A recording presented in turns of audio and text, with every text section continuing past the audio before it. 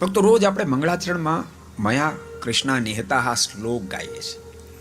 કોઈના મનમાં સંકલ્પ થાય કે રોજ શું કામ ગાતા છે? ભક્તો, એ આપણી ઉપાસના, આપણી નિષ્ઠાનો પાયો ધરબનારા 3 શ્લોકો છે.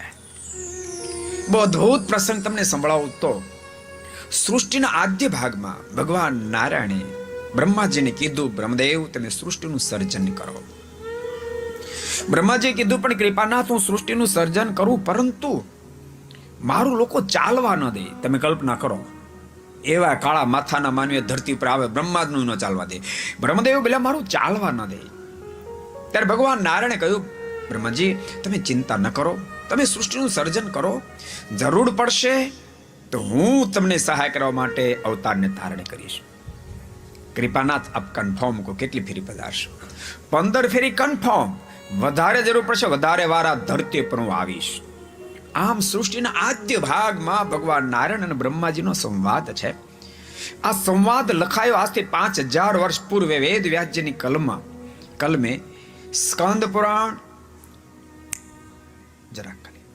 સ્કંદ પુરાણ અંતર્ગત વાસુદેવ મહાત્મ્યમાં અદ્ભુત સંવાદ લખાયો છે.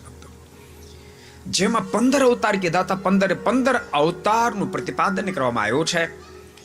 એમાં 12મા અવતાર તરીકે વેદ વ્યાસજી પોતા માટે એક શ્લોકનું સંબોધન કરે છે. યાદ રાખજો, 13મા અવતાર તરીકે બુદ્ધ ભગવાનનું એક શ્લોકમાં સંબોધન છે.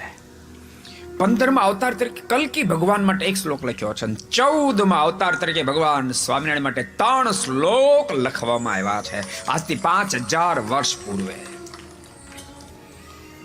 અને ભક્તો, વાસુદેવ મહાત્મય એ સ્વામિનારાયણ સંપ્રદાયમાંથી તો પ્રકાશન થયું, પણ બહુ જગ્યાએથી પ્રકાશન થયું છે. દિલ્હીથી થયું છે, કલકત્તાથી થયું છે, બનારસથી થયું છે.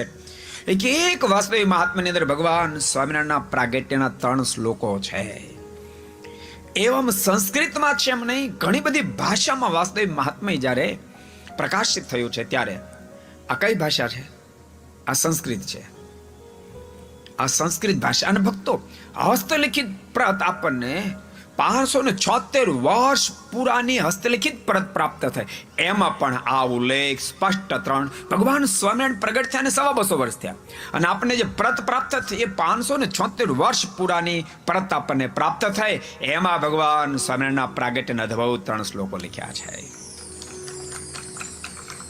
અને ભક્તો, સંસ્કૃત સિવાય બીજી અનેક ભાષામાં, કન્નડ ભાષામાં પણ તમે જોઈ શકો, કન્નડ ભાષામાં 18મો અધ્યાય શ્લોક 42, 43, 44 કન્નડ ભાષામાં ભગવાન સ્વામિનારાયણ પ્રાગટ્યના 3 શ્લોકો લખેલા છે. બાકી તો આ ધરતી પર ભગવાન ગમે તેટલી ફેરી અવતાર ધારણ કરે, ભગવાન રાઘવ પધાર્યા, ભગવાન કૃષ્ણ પધાર્યા, બધા ન માને. આજે બધા નથી માનતા.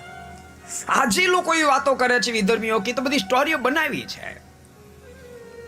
માનો કે કોઈ ન માને, એથી કરીને પરમેશ્વરનું પરમેશ્વર પણ કઈ જતું નથી રહેતું. વિધર્મીઓ એમ કહે કે ભગવાન કૃષ્ણ ભગવાન નથી તો કઈ મટી ન જાય, ભગવાન રાઘવ ભગવાન નથી એમ કહે તો ભગવાન મટી ન જાય, એમ કોઈ એમ કે સ્વામિનારાયણ ભગવાન નથી એથી કરીને મટી ન જાય.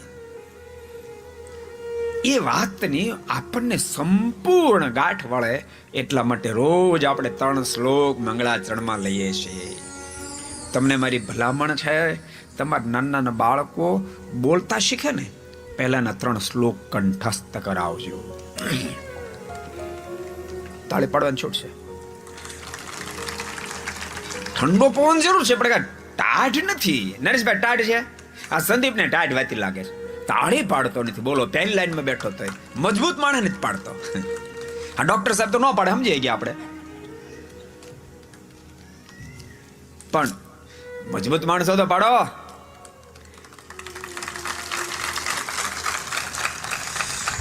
ભક્તો, ભગવાન સ્વામિનારાયણ પ્રથમના 33મા વચનામૃતમાં બતાવ્યું કે મૂંઢપણે જ્યારે પરમાત્માના સ્વરૂપ નિષ્ઠા બંધાઈ જાય પછી બ્રહ્માદિક જેવાય પણ ડોલાવવા માટે આવે તો ડોલી શકે નહીં. ગમે તેવા તરે તરેના શાસ્ત્રો વાંચે, તરે તરેની કોઈ વાતો કરે, પરંતુ પોતાની નિષ્ઠાને ક્યારે ડાગ પડે નહીં. એટલા માટે 3 શ્લોક રોજ આપણે મંગળાચરણમાં ગાઈએ છીએ. અદ્ભુત 3 શ્લોકો છે. આવો કલ્પતરુમાં આપણે પ્રવેશ કરીએ. પવિત્ર વડતાલ ધામમાં બેસી શુકાનંદ સ્વામી માનસંગ